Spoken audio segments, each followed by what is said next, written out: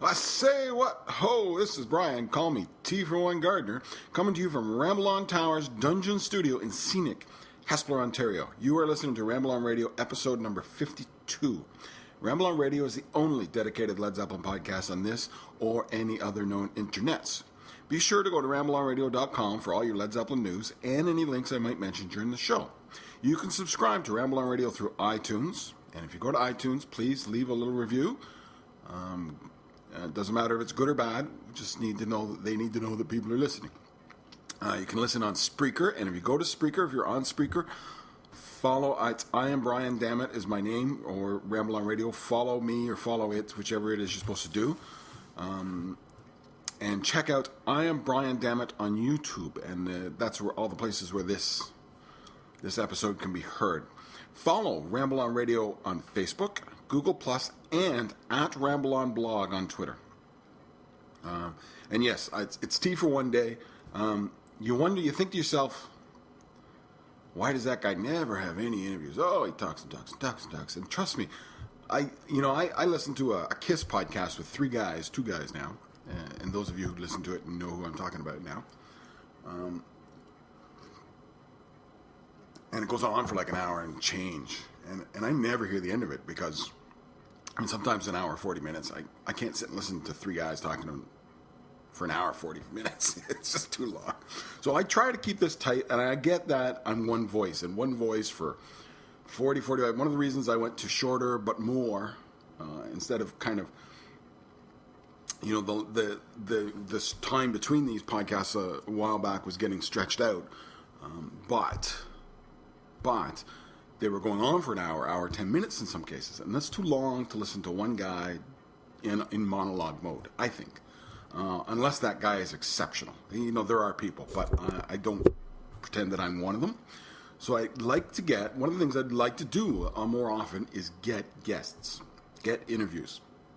And by more often, I mean once or twice in a while. I think in the 52 episodes, I think I've had 3 or 4 guests. Now, I've been working the email like crazy the last while, trying to get people. And here's how it goes. I talked to Dave Lewis last week. Right after I recorded last week, I contacted Dave Lewis. Love to have you on for next week. What do you think? He was in. Try Monday or Tuesday. Now, Dave Lewis lives in England. I live in Toronto, where, by the way, it's still freaking cold. It's okay. It's wet where he is. It's a trade-off. It's been a wet winter in England.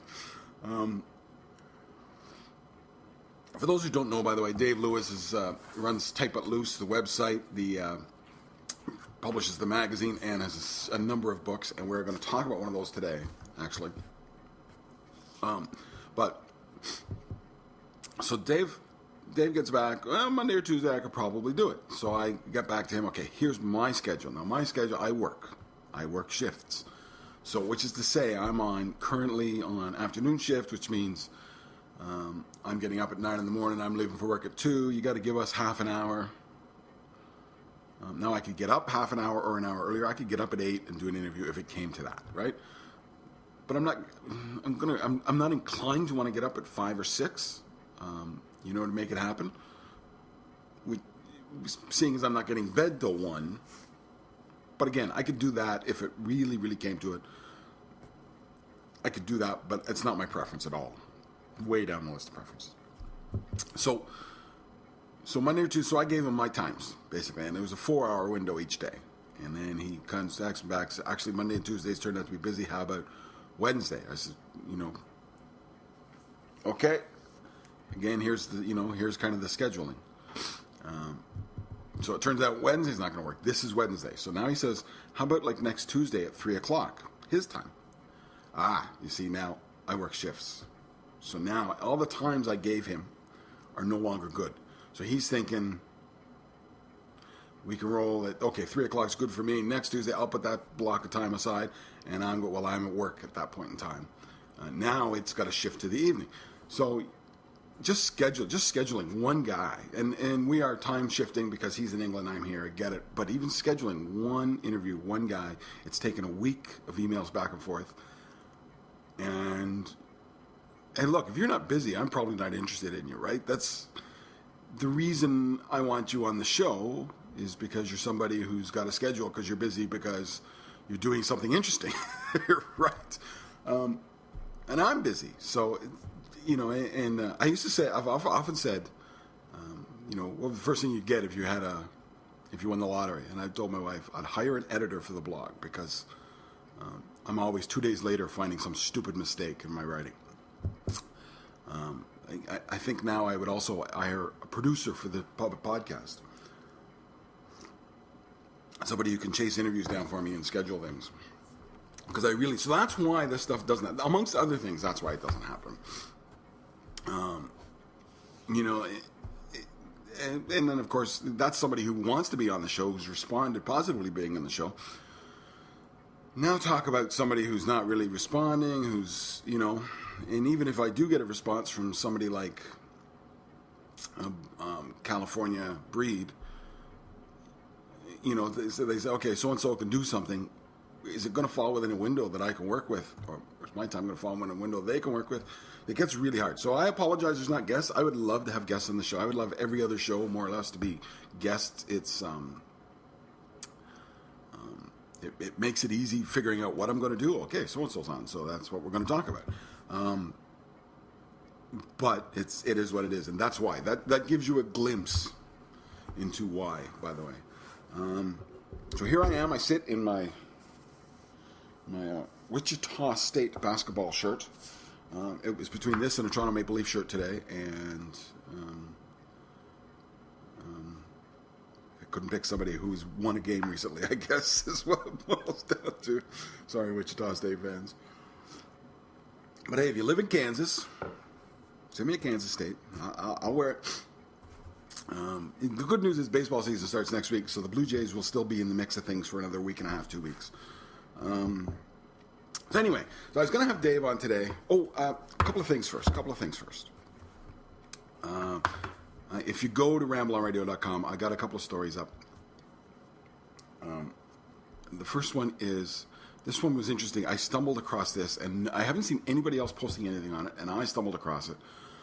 And I think this is really kind of interesting. This is about a year ago, Patterson Hood, who is the singer-leader of the Drive-By Truckers, was doing some solo acoustic shows, and he was running a song called If I Was Jimmy Page. And just an acoustic bit, and it was kind of fun, and there's a YouTube clip there, and I thought I was actually going to play it.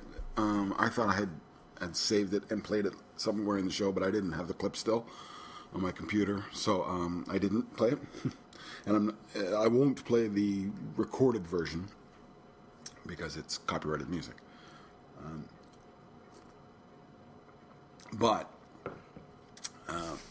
So Patterson Hood was doing this song, and then the Drive-By Truckers announced just this week or last week that they're going to have an EP available on Record Store Day, a vinyl 10-inch EP called Dragon Pants. And the song, If I Was Jimmy Page, has been changed, title-wise, to Dragon Pants, been recorded by Drive-By Truckers.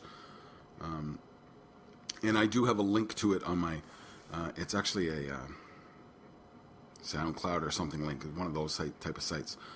And I hope it's legit. I kind of, after it's been up a day, I've kind of thought, geez, what if that's some fan, I was on Groove Shark is what it is.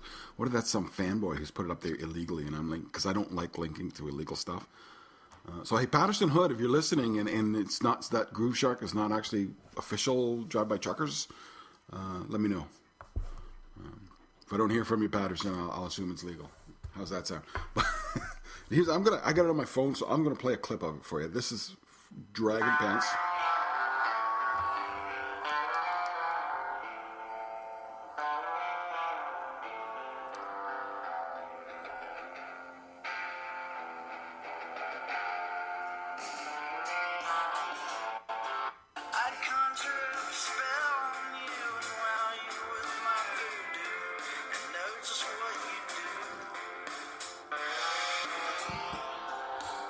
You're getting the lick and not the If I Was Jimmy Page stuff. Of course, my favorite is If I Was Jimmy Page, I'd wear the Dragon Pants all the time. So that's we have some other Record Store Day stuff. The complete list became available last week. There was talk about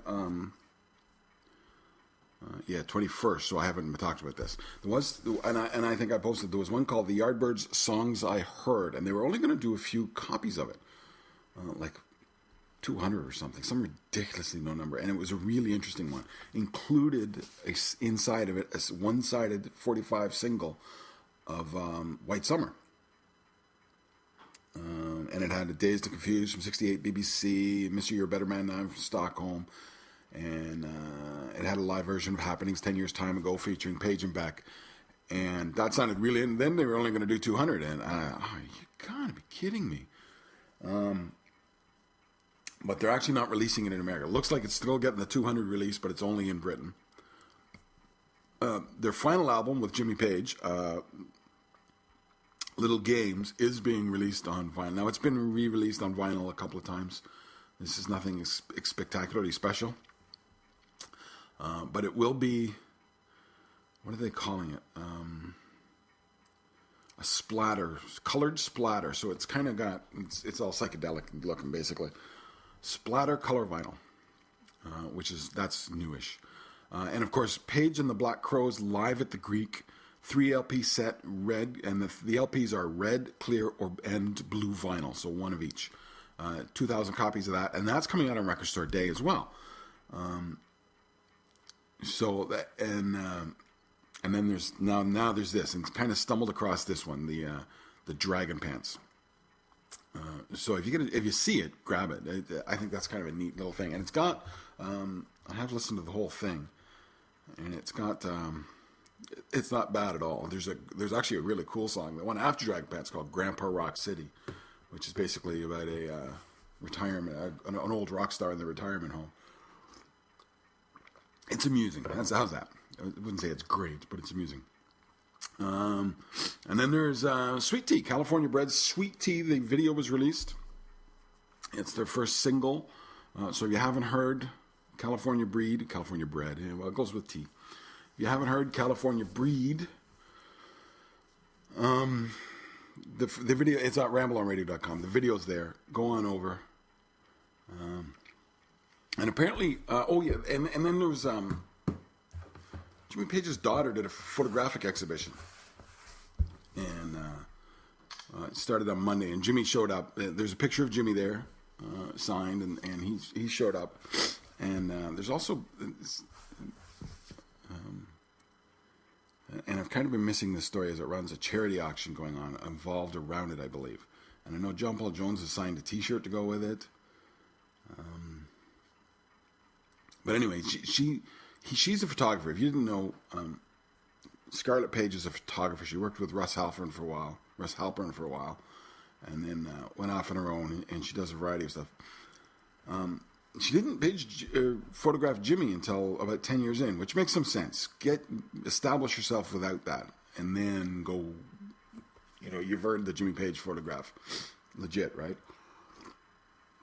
So, and there's pictures, lots of people linking to pictures of Jimmy and Scarlett at the exhibition. Jimmy was there. Some guy from Stone Temple Pilots. I don't know who he is. But yeah, there's other people there of celebrity note. So that was going on. That's going on now in London. And one of the things I was going to ask Dave is if he made it down. I wonder if maybe that's Monday, Tuesday. He got busy. If that's part of what's going on. Anyway, so that's kind of the small stories of the week. Conceivably next week there'll be big stories. We'll talk about them, but who knows? That's what's going on out there now. So the very first episode of Ramble On Radio. At the time, I think I called Ramble On Podcast. It didn't become Ramble On Radio for about 10 episodes. I talked about Dave Lewis's two concert books. Then As It Was, Led Zeppelin at Nebworth, 1979, and Feather in the Wind, Led Zeppelin Over Europe, 1980. And the thing is, I was really reviewing the Over Europe 1980 at the time, but I kind of mentioned it goes hand in hand with the 70s, so I talked about both of them together because they really cover together. They cover that period very nicely in some detail between the end of the 77 tour and the beginning of and the end of Led Zeppelin, the death and announcement of the death of John Bonham and the announcements of the dissolution of the band. So I talked about them kind of together, but it was really a review of the Feather in the Wind, which was fairly new at the time. So I'm going backwards. One of the reasons I had to have Dave on is he is re-released, then as it was, Led Zeppelin Nebworth 1979, 30 years gone. He's redone the cover. He's added about 40% more content, quite a bit actually. And so I was going to talk to him about that. Now, I don't have the new version. I decided that you know, it becomes one of those things when something like this comes up. Oh, do I want the new version, or do I, am I happy with? I got the old version. Am I really going to get that much more to rebuy the book, etc., etc. I decided not. But you can if you've already got it. But anyway, I'm not going to review it so much. Let me tell you this: it's an excellent book. It's a really easygoing, good read. Much as I talk about having different voices here, Dave hands the book over to other people at different times, and has people doing their memories of Nebworth, just fans who went to the shows and stuff, including his. But it's kind of their Nebworth stories, and then he's also got some of the interviews that were done around that time to give you a sense of place and time, really. And then a thorough history leading up to Nebworth. A very thorough. The first half is this very thorough history of Led Zeppelin, 1978, 79, basically. And into 1980, he talks about the interviews they did. He talks about the reviews of the concert, the reviews of the in-through-outdoor album, the in through the outdoor recording sessions and writing sessions, the various little gigs. They showed out the Dave Edmunds shows that Robert Plant played at, or that sort of thing. There was a lot of that stuff going on, and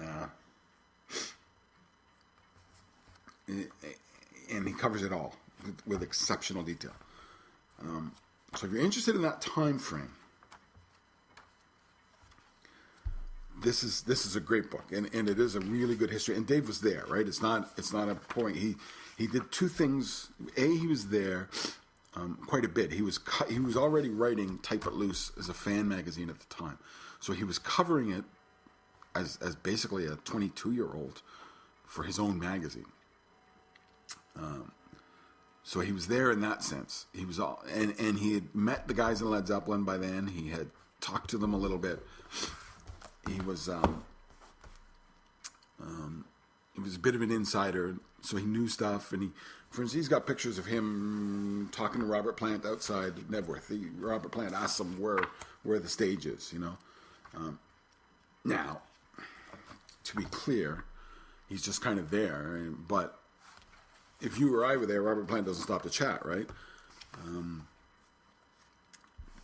So he was at the shows. He was at both shows, and he got out to a number of the 1980 tours or 1980 shows in Europe. So, and then he's a phenomenal clip keeper. If Led Zeppelin's mentioned in the magazines, the newspapers, he's kept them. He has, whether he's clipped them out or just has all the magazines there, all the New Music Express and whatnot. He's seems to have a phenomenal collection of clippings. So, and this is all in there, and all the, the history through those is there. So he's got the reviews, and he's got. So it is an excellent history, I guess is what I'm saying, right? It's not just as told by somebody who was there, but it's somebody who was there and making notes and saving other people's notes. But there's a couple of things that come up that I wanted to hit on specifically in this book. Let me just say, if you don't have it and you're looking for a good Led Zeppelin book, go to tblweb.com, Google Type It Loose. It's the first thing that comes up. And yeah, by all means, buy this. And if you still got the 30 Years Gone, or the Feather in the Wind, Led Zeppelin over Europe, 1980, get that as well. Get the two together. They go together really well. And they really are an exceptional history of the time. Okay. in the reviews at the time, and I've had this conversation with Dave Lewis before, and I've talked about it here a bit. He keeps bringing up the reviews of the show, and do you know, in every review, and there's a lot of talk about how the punks were taking over, and Led Zeppelin were outsiders, and the question becomes, and this is more in the over 80, I think he brings this up more, where would Led Zeppelin's role be in the punk world, the post-punk world, or the punk world? And the answer is, outside of England, Europe, it would be fine. Look, I was 16 years old in 1979. The punks were such a fringe element in North America as to be virtually unthought of. Look at the record. The Sex Pistols came to America and they played bars. They didn't play 2,000 seat places even. They played bars. They were just another crappy bar band. Crappier than most, in my opinion. But that's what they were. Even nothing rock bands with a record played bigger places than the Sex Pistols played when they came to America. There was no market for those guys. There was a market for rock and roll. And you look at, in the late 80s, the hair metal came in. It kind of shows that, because the early, it disappeared. The rock and roll did dip a bit. And there was people like Journey and stuff, but it became Journey and stuffish. But bands like Styx and Journey and in the early 80s, and a guy called Billy Squire, if you don't know him, was putting out some pretty good rock music, and those guys were doing well. In the mid 80s, you got into the Madonna stuff, and the rock bands disappeared. Then they came back loud and hard as the hair metal bands. How Led Zeppelin would have fared in the hair metal band era, I think, is a more interesting question. I think they would have had a really hard time fitting in. And you'll note that's kind of the era when the Stones gave it a rest. And, Elton John kind of let things lie. He had a couple of good albums in that era, but he really didn't do much. And, and like Madonna and Cyndi Lauper and stuff like that was going on instead. The dance music, and then the hair metal came in. And the older rock bands, I really seem to struggle in that era more than they did at any other. You look at what Heart did in that era, and they talk now about, well, we were a bit lost, because it's your kind of music, but it's not, right? It's not your comfort zone, but it's, people would have expected them to get into that comfort zone. And you see, actually, with Robert Plant's solo career, towards the late 80s, he starts struggling a bit to find a sound that's working. So I don't think, in America, the idea of the punks having any effect on Led Zeppelin is laughable. But throughout the reviews, every single review of In Through the Outdoor Nebworth refers to them as dinosaurs. Every single one uses the word, not just kind of gets around there. Every single one uses that word. Dinosaurs. They're dinosaurs. They're dinosaurs. Because apparently it was funny and original to call these guys dinosaurs. The only thing I could say about that is, if that's your writing, if that's what you got to give as a writer, get a real job. That's not funny. And after the first person, it's not even close to original. It's awful writing, to be honest. But it's there. It's constantly these dinosaurs. And Robert Plant talks about it on stage, but the reviews, and the second week especially, about the reviews, and I'm kind of looking for one quickly as I'm doing this. But I'm not really finding one.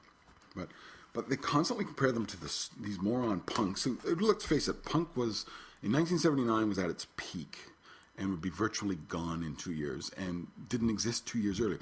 Now, I know, by the way, I'm saying, there's punks, and there was no market in North America. I know there were pockets of North America. New York City had a punk movement, but it wasn't people, start with, running around calling other, the Ramones never talked about how anybody else was garbage or they just did their thing. They put their head down, rock and roll, did their thing. And it was a very straightforward, fast, up-tempo, straightforward rock and roll is what it was. The British punks were different. They were kind of being outlandish, and they were the ones doing the safety pin through the cheek and spitting on people and talking about what dinosaurs, Led Zeppelin, Pink Floyd were talking about how it makes you puke. And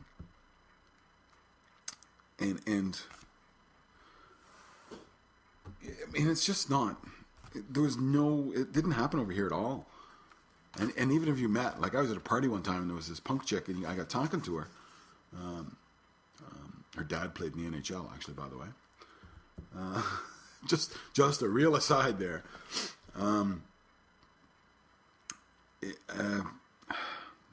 Did I ever lose my train of thought? So I'm talking to her and she's like, yeah, I don't mind this band, I don't mind that band, but I really prefer the punk stuff, and she's talking about these punk bands, and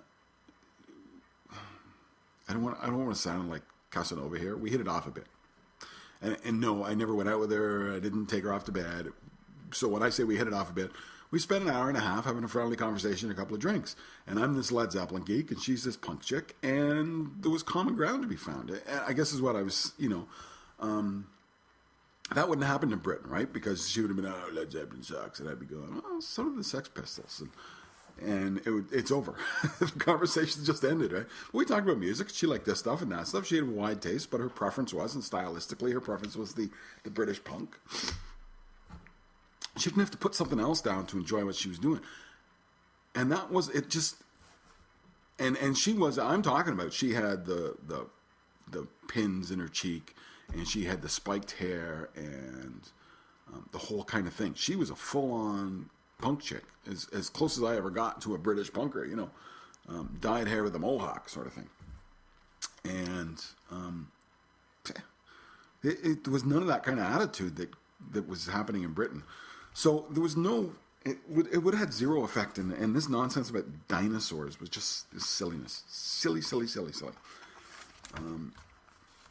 Okay, and then the other thing was, Dave talks about In Through the Outdoor. The release of In Through the Outdoor, and he kind of does his own little review of it. Here we go. Found that easy enough. Talks about the making of it. He goes on great detail about the making of it, about the album cover, about where the ideas for the 6 different covers came from, and it was Peter Grant who insisted on the brown paper bag going out front, so people didn't know what cover they were getting, and it was Jimmy Page who, because the idea was, the idea is brought from the Hypnosis team, and Aubrey Powell was a new. Let me find it. It was basically like a new coat of paint, right? These guys are going to be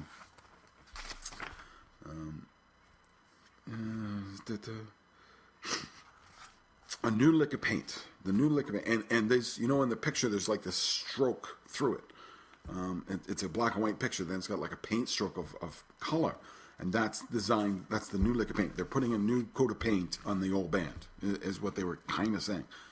And you can see how they're mentally affected by this attitude of them being dinosaurs in that. They didn't need a new lick of paint, but they felt that was coming. So with that idea of adding the color, Jimmy Page said, well, we should make the cover inside one of those ones where you can add water and color it, like the kids' books.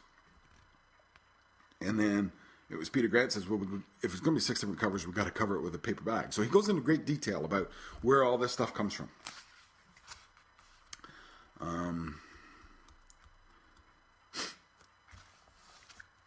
But then he gets talking about the record, the album, and this is, I almost completely disagree with Dave on In Through the Outdoor, on everything he says. And I maybe I shouldn't say that. There are a couple of places where I'll agree with him. I'll agree with him on In the Evening.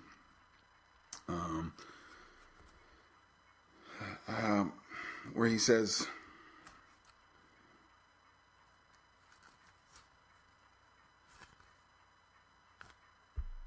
satisfying. It's a satisfying flexing of muscles. I always thought In the Evening's a bit of a mess. And he kind of hints at that without saying it. Plant's arrogant, strutting vocal is undercut by majestic, cascading riff. And it is majestic and it's big sounding.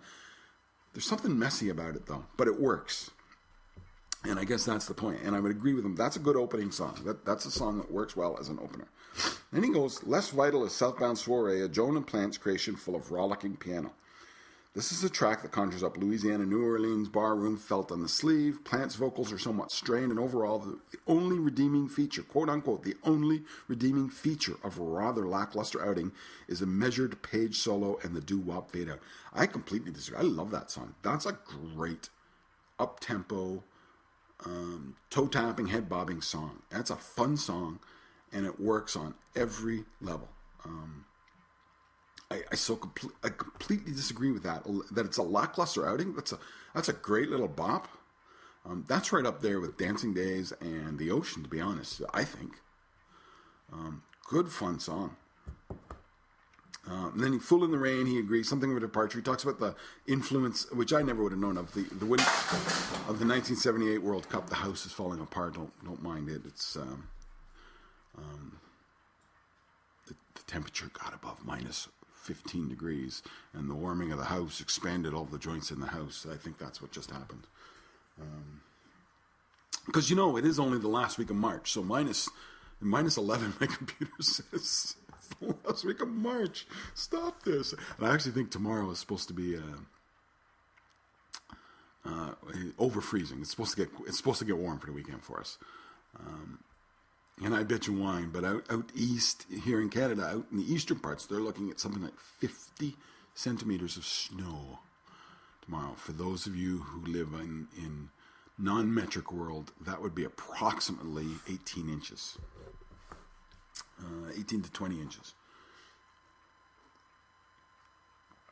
So there you go. And the easy way to make that measure, a meter is 100 centimeters, and it's within an inch or so of being a yard. So 100 centimeters is a yard. So 50 is half a yard, 18, Okay, so he talks about the samba rhythms and the influence from the World Cup being in Argentina in 1978, which I never knew. I know, that's kind of a European thing probably, that those kind of beats were actually in at that time. And he talks about, he does talk about how it works. It's one of them. Funny, he talks about Plant's affinity for the song, which I didn't know Plant had an affinity for. I know he played it once with Pearl Jam, but I figured, to be honest, Pearl Jam maybe came and said, how about this one? Because I think that time with Pearl Jam in Chicago in 2005 is the only time he's ever actually played it. And then the Hot Dog, he says, it comes across as a leading exercise that has not stood the test of time too well. Look, Hot Dog's a bit of fun. It's and it's not, my wife just puttered around the house singing it the other day, and I looked up and says, do I have this right? You're singing Led Zeppelin? And she goes, that and Stairway to Heaven are the only Led Zeppelin songs I can really take. So Hot Dogs, it's a song that just your regular listener can actually get into a bit. It's a fun song. It's just, and it's never meant to, it's not like it's a song. I mean, it's not Billy Don't Be a Hero that takes itself, it's a fun little song that takes itself too seriously, It's a fun song that at no point in time does it take itself seriously. To call it leading is a bit, I think that's unfair. And then he gets into Carousel Amber, and I know my opinion on Carousel Amber is probably not popular opinion amongst Led Zeppelin crowds. I think it's just an awful mess. It's almost unlistenable at times, I think. It's, how long is it? Is it 11 minutes or something long? It's outrageously long. And there's nothing happening. It's just kind of goes on and on. And all the kind of bad things people would say about progressive music. It's boring and slow and it doesn't go anywhere. Carousel Amber has so much of those traits. And I get the production is not good on it, and the vocals are way down in the mix. And I think really what Dave says is there's an unfinished business about Carousel Amber. It was so nearly a great epic that there's one track worthy of being a contemporary remix by Page. This is it. They were apparently planning on running it in the American tour in 1980. They were working up, and they did work up a mix of a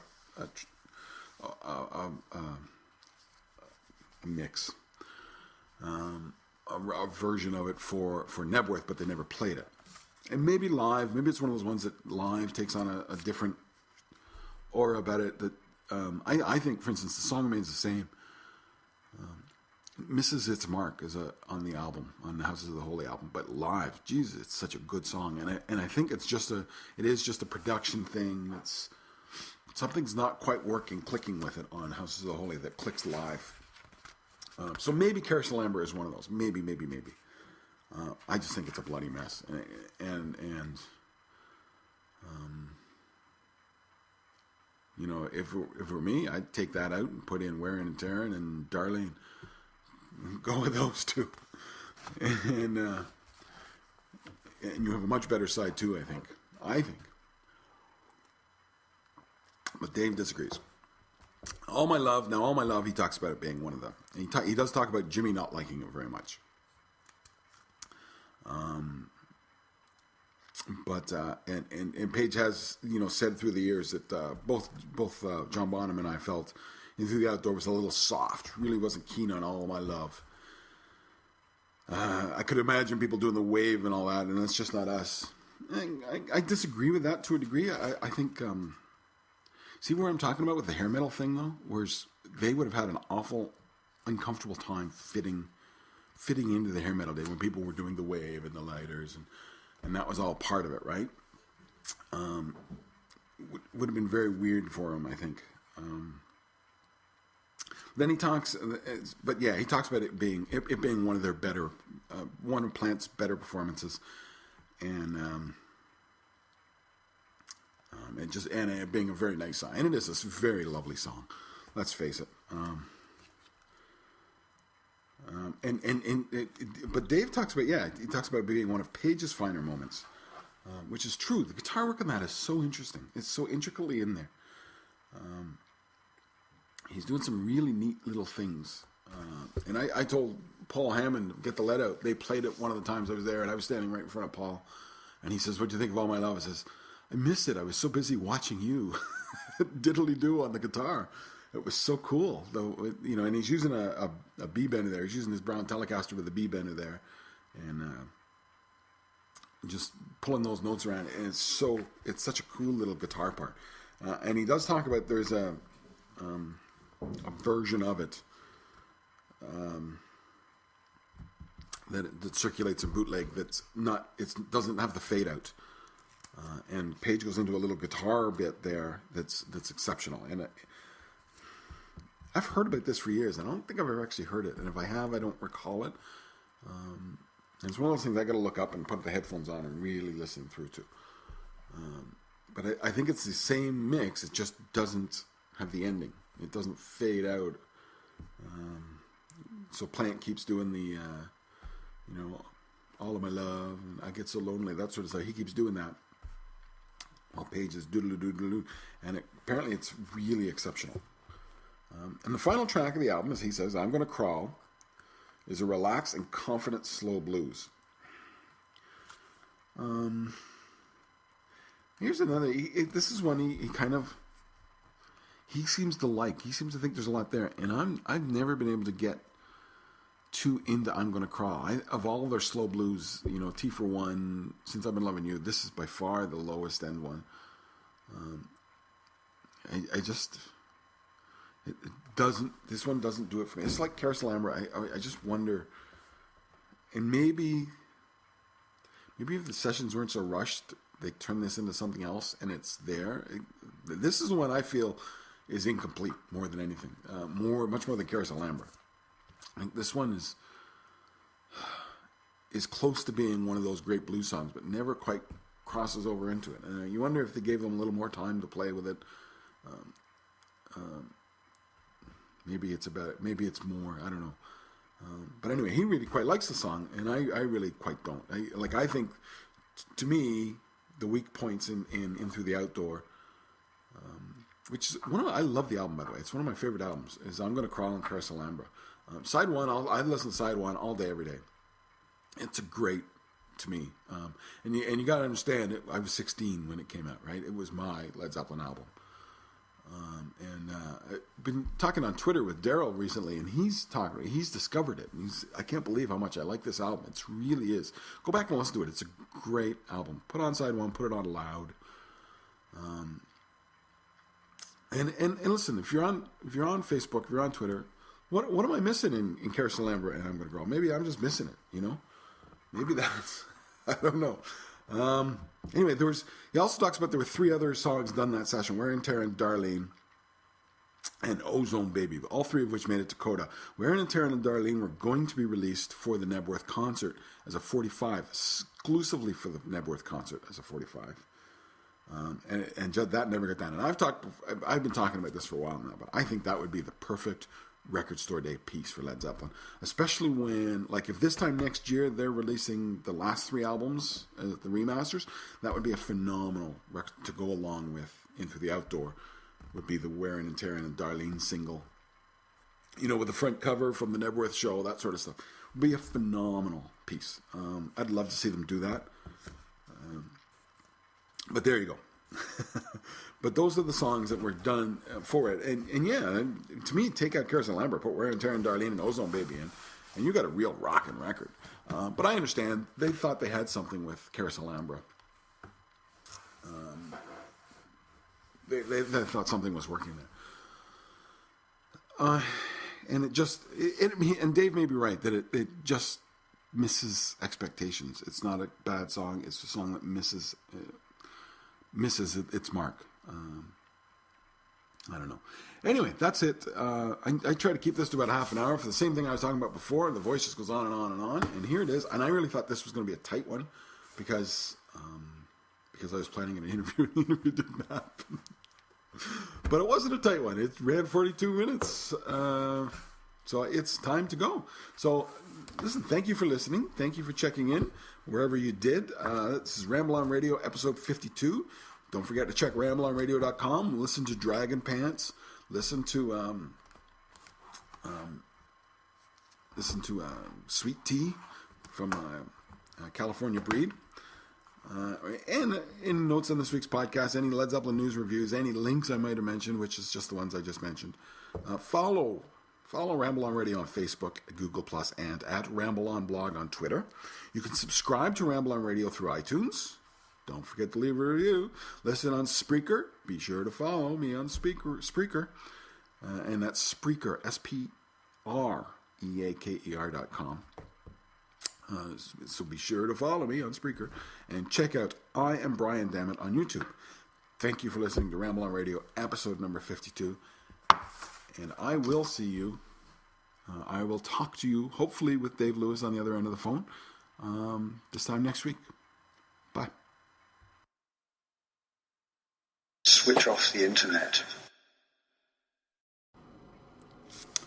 I say what? Ho, this is Brian. Call me T for One Gardner. Coming to you from Ramble On Towers Dungeon Studio in scenic Hespeler, Ontario. You are listening to Ramble On Radio, episode number 52. Ramble On Radio is the only dedicated Led Zeppelin podcast on this or any other known internets. Be sure to go to rambleonradio.com for all your Led Zeppelin news and any links I might mention during the show. You can subscribe to Ramble On Radio through iTunes, and if you go to iTunes, please leave a little review. It doesn't matter if it's good or bad. We just need to know that they need to know that people are listening. You can listen on Spreaker, and if you go to Spreaker, if you're on Spreaker, follow I Am Brian Dammit is my name, or Ramble On Radio. Follow me or follow it, whichever it is you're supposed to do. And check out I Am Brian Dammit on YouTube, and that's where all the places where this episode can be heard. Follow Ramble On Radio on Facebook, Google+, and at Ramble On Blog on Twitter. And yes, it's T for one day. You think to yourself, why does that guy never have any interviews? Oh, he talks and talks and talks and talks. And trust me, I listen to a KISS podcast with two guys now. And those of you who listen to it know who I'm talking about now. And it goes on for like an hour and change. and I never hear the end of it because, I mean, sometimes an hour, 40 minutes, I can't sit and listen to three guys talking for an hour, 40 minutes. It's just too long. So I try to keep this tight, and I get that I'm one voice, and one voice for 40, 45. One of the reasons I went to shorter but more, instead of kind of, you know, this time between these podcasts a while back was getting stretched out, but they were going on for an hour, 10 minutes in some cases, and that's too long to listen to one guy in monologue mode, I think. Unless that guy is exceptional. You know, there are people, but I don't pretend that I'm one of them. So I like to one of the things I'd like to do more often is get guests, get interviews. And by more often, I mean once or twice in a while. I think in the 52 episodes, I think I've had 3 or 4 guests. Now, I've been working the email like crazy the last while, trying to get people. And here's how it goes. I talked to Dave Lewis last week. Right after I recorded last week, I contacted Dave Lewis. Love to have you on for next week. What do you think? He was in. Try Monday or Tuesday. Now, Dave Lewis lives in England. I live in Toronto, where, by the way, it's still freaking cold. It's okay. It's wet where he is. It's a trade-off. It's been a wet winter in England. For those who don't know, by the way, Dave Lewis runs Type It Loose, the website, publishes the magazine, and has a number of books, and we're going to talk about one of those today, actually.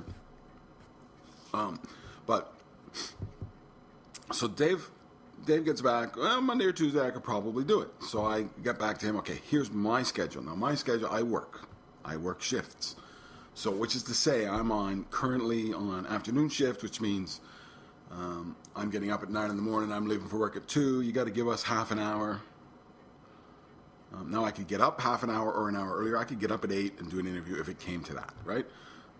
But I'm not inclined to want to get up at 5 or 6. To make it happen. Seeing as I'm not getting bed till 1. But again, I could do that if it really, really came to it. I could do that, but it's not my preference at all. Way down the list of preferences. So Monday or Tuesday, so I gave him my times, basically, and it was a 4-hour window each day. And then he contacts me back, actually Monday and Tuesdays turned out to be busy, how about Wednesday? I said, okay. Again, here's kind of the scheduling.